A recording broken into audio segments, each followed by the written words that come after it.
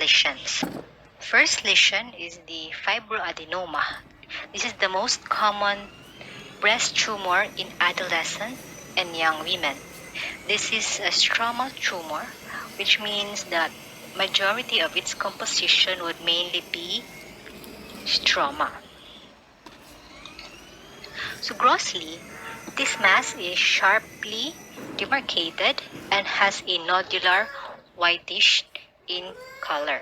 Histologically, we can see the presence of a lot of stromal component like this one here.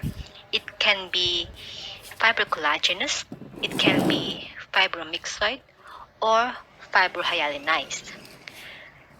There is a thin rim of densely fibrous connective tissue around this tumor, which may serve as its capsule. So there are two patterns of the stromal component. It can be pericanalicular or intracanalicular.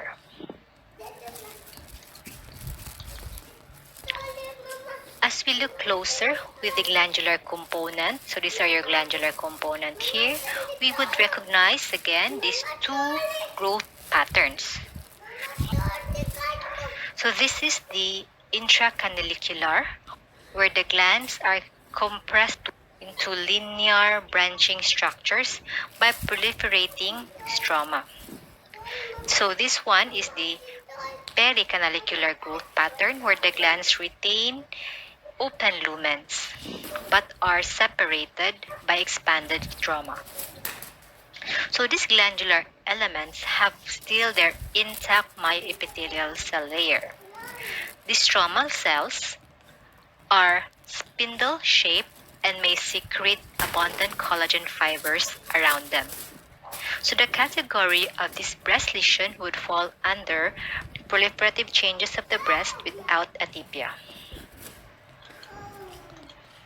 So next is the fibrocystic disease or the fibrocystic change. This is common in women aging 25 to 45 years old.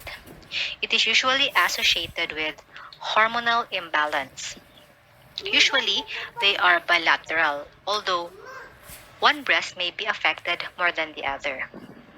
So this lesion show a triad of histologic components. So we have the cyst, this fibrosis, and adenosis, wherein we see the presence of ducts and ductules. So these cystic features are usually prominent, like we see here in this image, but there may not be fibrosis.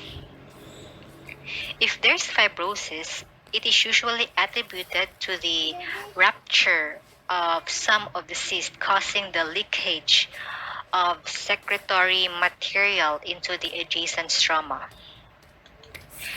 Adenosis is the other component of fibrocystic change. Adenosis means there's an increase in the number of ducts and ductules. And this breast lesion would fall under non-proliferative change of the breast. Our last slide for this session will be the sclerosing adenosis of the breast. So this is a benign breast lesion that would fall under proliferative changes of the breast without atypia.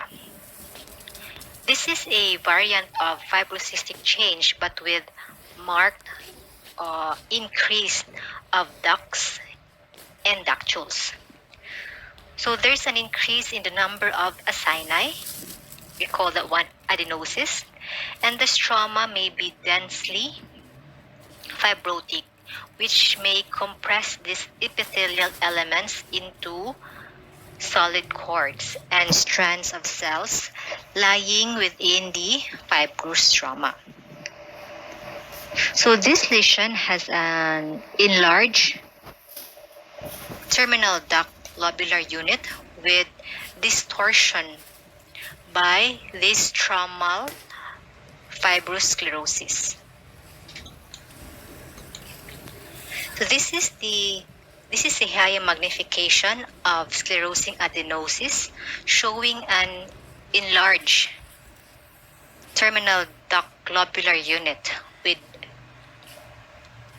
distortion by stromal fibrosis, which is the essential feature of this lesion.